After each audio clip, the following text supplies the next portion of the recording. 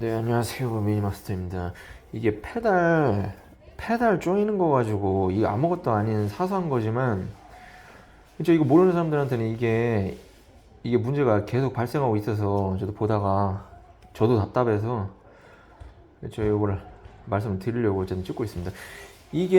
근데 이게 전문가들하고도 제가 지금 현 기존 전문가들, 그 정비사들 그 방식하고도 제가 부딪히는 부분이 있어요. 근데 그거 포함해서 얘기를 할 건데, 하여간 페달을 감는 거, 원래 페달을 이거를 여기다가 장착을 하는 거는 페달 돌리는 방식이에요. 나사 한 방식이에요. 일반 볼트하고는 틀려요. 그러니까 이쪽은 일반 볼트처럼 이 방향이 맞는데, 나 어쨌든 페달은 우리가 페달질 할 때 그 방향에 감는 거고, 페달 반대 방향에 푸는 거예요. 그 얘기는 저쪽 반대쪽 페달은 여기하고 지금 상황이 바뀐다는 얘기예요. 좀 특수한, 그러니까 나사산이라고 볼 수가 있어요. 일반 볼트하고는 틀려요. 근데 중요한 거는 이 지금 리벨동에도 이게 올라왔는데 풀 수가 없다 이 말이 나오는데, 일단 푸는 방법 자체가 거기에 뭐 이미 댓글로 조셉님이 설명을 했기 때문에 중복되긴 하는데, 보통 여기다 WD-40이나 아니면 방청제 같은 걸 뿌려놓고 1, 2분 재워두세요. 재워두고 반대니까 이쪽이 아니라 이 방향이겠죠. 이 방향으로 해야 되는데 힘으로 안 될 거예요. 그럼 놓고서, 지금 이거는 육각 렌치라 이게 그 스패너가 들어가는 방식의 페달은 아니에요. 근데 예를 들어서 요걸 끼고 고무망치로 때려야 돼요. 고무망치로 몇 번 두드리시면은 풀리게 돼 있어요. 그러니까 기름치고 대기한 다음에 스패너 해놓고 고무망치로 때리시면 돼요. 그걸로 간단하게 해결돼요. 예, 여기까지고 페달 못 푸는 거에 대한 얘기는 여기까지고, 이 이후에는 지금 토크에 대한 얘기를 또 할 거니까 이거 필요 없는 분은 그냥 안 보시면 될 것 같아요. 이 토크 얘기를 제가 계속 했거든요. 지금 왜 못 푸는 상황이 벌어졌냐, 이게 원래 그런 게 아니라 이건 되게 잘못된 거예요. 누가 그걸 감았던 간에 그게 정비사든 아니면은 자전거를 제작한 측이든 이 사람은 토크 개념이 전혀 없는 사람이에요. 이게 벌써 저도 자전거를 딴 사람들 거 만져주다가 제가 방금 얘기한 이 망치를 드는 상황이 되면은 진짜 싫어해요. 왜냐하면은 이게 망치로 해서 풀 정도의 토크라는 게 무슨 말이냐면, 이 나사산에, 그러니까 뭐냐면은 이 모든 나사 있잖아요. 나사 투성이에요. 자전거는요. 어느 쪽이 됐든 다 나사예요. 근데 나사에 적정 토크라는 게 있어요. 토크 렌치도 개발된 이유가 있거든요. 근데 거기 가기 이전에 제가 근본적인 걸 말씀드리려는 거예요. 이 페달이라는 거는 저 같은 경우는 세게 감아 놓는 경우가 없어요. 오직하면 이거를 스패너가 됐든 육각렌치로 한 다음에 쭉 감다가, 세게가 아니라 막 부들부들 떨 필요도 없는 그게 아니라 그냥 돌리다 보면은, 돌다가 갑자기 확 안 돌아가는 그 부분이 있을 거예요. 거기서 살짝만, 거의 손가락을 잡고 힘을 살짝 줘보는 정도, 거기서 딱 멈춰요. 근데 되게 정확하게는 어디까지, 이게 중요한 건 아니에요. 저는 이걸 무시하는데, 무슨 얘기냐, 제 지인 중에 오직하면 그 되게 예민한 C퍼스트 같은 거 있잖아요. 그 카본로드 같은 거 잘못하면 그거 되게 예민하잖아요, 사람들요. 그거를 제가 손으로 한번 쪼여준 적이 있어요, 샤방동 동료 거를. 근데 그 친구가 토크렌치가 집에 있는데 집에 가서 토크렌치로 해보니까 정확하게 그게 5Nm였는지 6Nm였는지 모르겠지만, 제가 손토크가 실제 토크하고 정확하다는 얘기를 그 친구가 나온 거예요. 근데 중요한 건 그게 맞고 안 맞고 저는 관심도 없어요.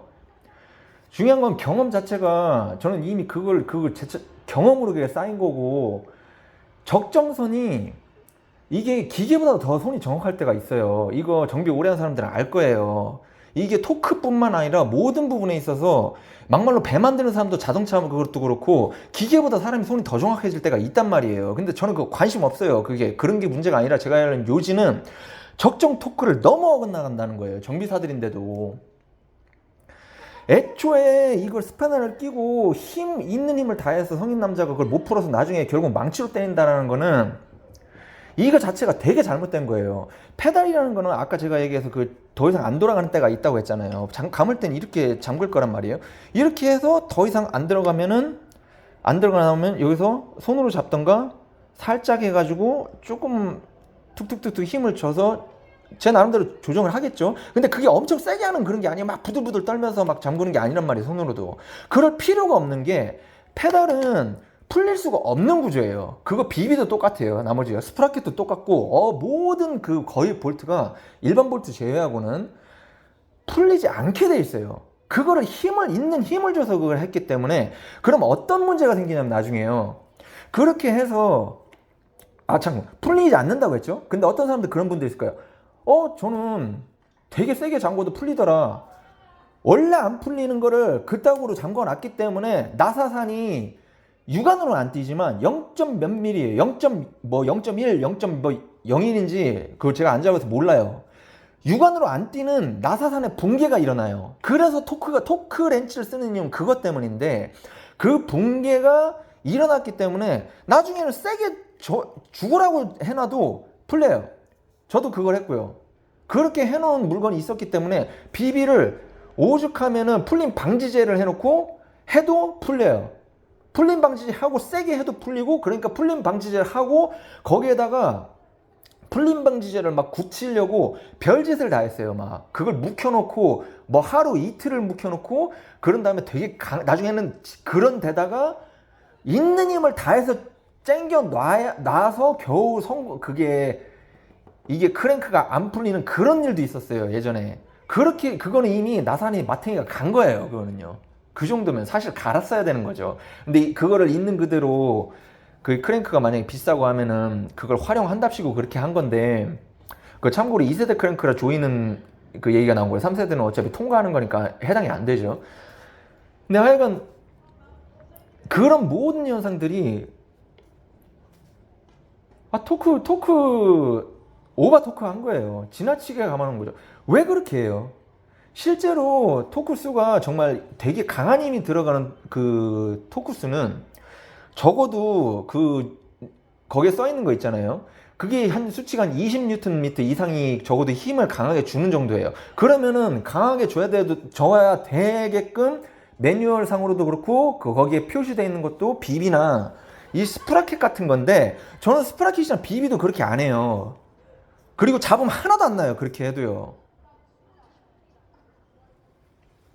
근데 스프라켓 그렇게 해서 실제로 빠졌냐? 안 빠졌어요. 엄밀히는 빠진 경우가 있어요. 그건 그 피해자에 대해서는 제가 따로 얘기를 할게요.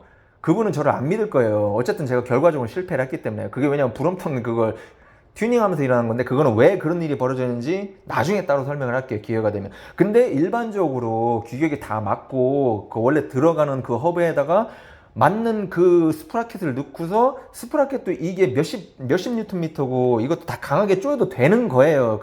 거기에 써 있는 게 애초에. 근데 그것도 저는 살살해서 10년이 넘도록 한 번도 이탈한 적이 없어요. 이것도 그렇고요.